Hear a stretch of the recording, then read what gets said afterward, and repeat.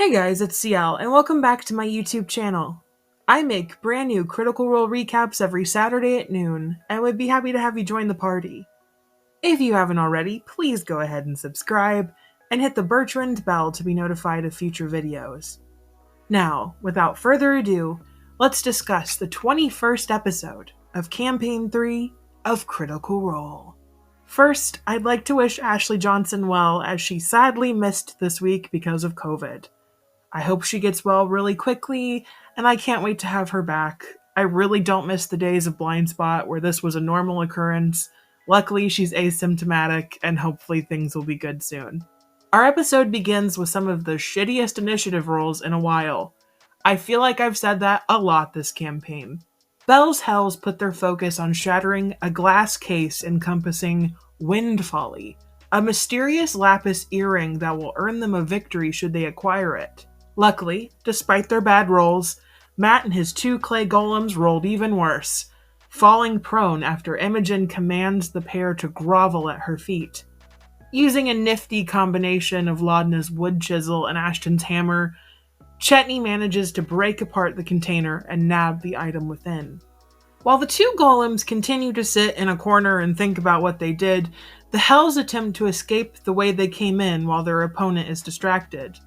But unlucky for them, their true opponents in the challenge stopped them from doing so, using the immovable rod the Hells left behind back on them. Instead, our heroes are forced to put those clay pots back in the kiln and crack their mushy exteriors. They manage to take the giant earth creatures down quickly, though Laudna got knocked out round one, and Imogen nearly joined her after one of the golems decided to use Orem as a makeshift bowling ball. Also, did you guys know there was a bowling emoji, like with the ball with the pins? As I was writing this on my iPhone notes, it popped up and I never knew that was something I needed, but I now want to find a use for it. After felling the monsters, Bell's Hells take a minute to rest and check out the traps set in the other room that Travis and Marisha were so desperate to explore. I think I'm the most like Laura in this situation. We did what we had to do, now let's get the hell out before another one of us goes unconscious for another fake relic. More on that later. Imogen sets up a trigger for the traps in the third room to go off in case the verdict showed up during their short rest. They tossed out other ideas like pretending to be dead and letting the verdict walk away with a fake earring, then get to Hydroga and, embarrass them. They even had the real one magnetized, whatever, to the roof of FCG's mouth. But I'm happy the charcoal massacre is what actually happened. The verdict were decimated by 3 fireballs set off by our heroes, and when the Hells make it out to the main room in the basement, they find 2 of the 5 unconscious. That would have been really bad for our heroes especially, since so many of them were down to half health before the golem fight. The two parties make a peace treaty after FCG and Fearne heal their fallen compatriots, and in retaliation, Chetney and Ashton decide to steal some of these quote-unquote rare artifacts for repayment. One of which was the Hishari headpiece from a village in Asilra. They participated in elemental worship. No one knows how they were truly destroyed. Maybe they toyed with powers beyond their control, or followed their charismatic leader to their demise. They also managed to quickly nab, with a 25 DC, the book from its little podium, is that the word? And they say goodbye to the rival gang, Laudna managing to tell a half-truth about their discovery of the earring. Ashton isn't quite done being mad at Hydroga. Gianna Hexam's suggestion of embarrassing the man, running through their head, our heroes head upstairs to the man's office. There they find the mask of the serpent on one of the walls, said to be an item from the Lucidian Ocean, and a locked desk drawer that they're expertly able to open.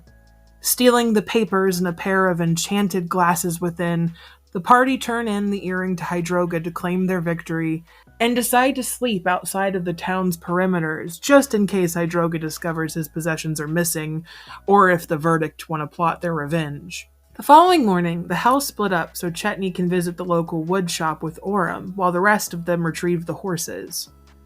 Chetney has a rather tense conversation with Sandro. There were so many names in this episode, I don't know how to pronounce them. the toy maker, the mention of Ultgar causing the shopkeeper to grow cold. Distrusting our werewolf friend, she asks them to leave, but wants them to pass on a message in case they ever see the man who betrayed his craft, according to Chetney, again. Tell him Zadro, keeps a blade for Ultgar. Clearly they didn't end on friendly terms.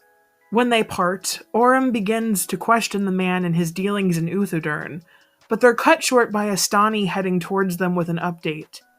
Knowing soon they'll be heading to Eos, Astani tells the pair about the Grim Verity, scholars dating back a century, evolving from underclassmen debating a theory to an organized troupe. The Loomis twins had joined, their research being part of the Grim Verity's interest. Who is this mysterious group?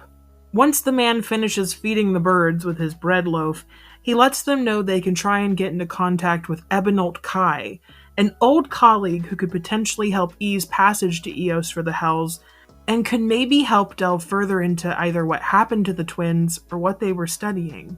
Once the party reunites, they set out again on horseback for Drusar.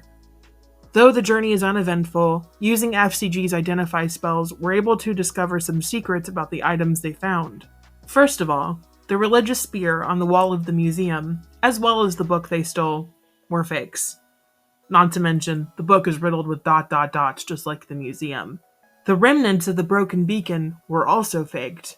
I find it interesting that something that was not really known a lot about in Campaign 2 seems to be something that's not necessarily common knowledge, but more accessible in this campaign.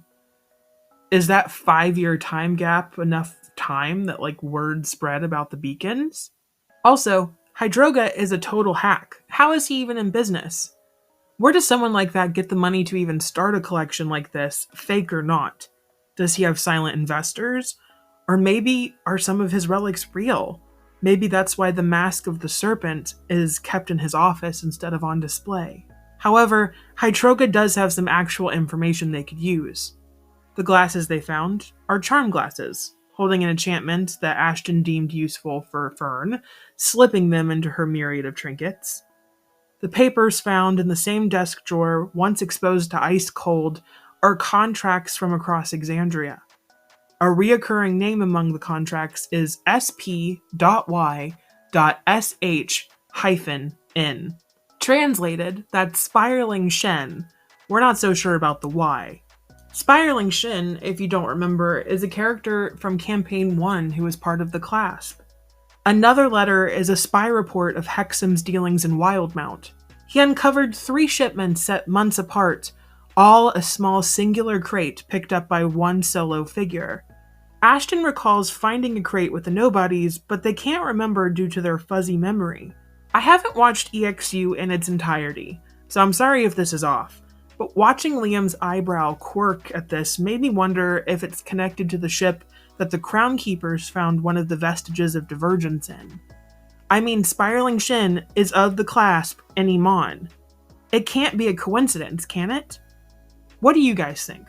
Let me know in the comments below. This was such a fun episode. With all of the Sam's Yastify spells, Travis's disbelief that Matt would fuck with them that hard, and Laura and Marisha switching off Fearne impressions, I loved it. I have so many questions and not so many answers. Also, watching the combat in this episode, it made me really curious. What color do you guys associate with each member of the Bell's Hells? In my head, Laudna is red, but her mini base is black, so I'm just curious at where your heads are at. Please leave a like, and don't forget to subscribe.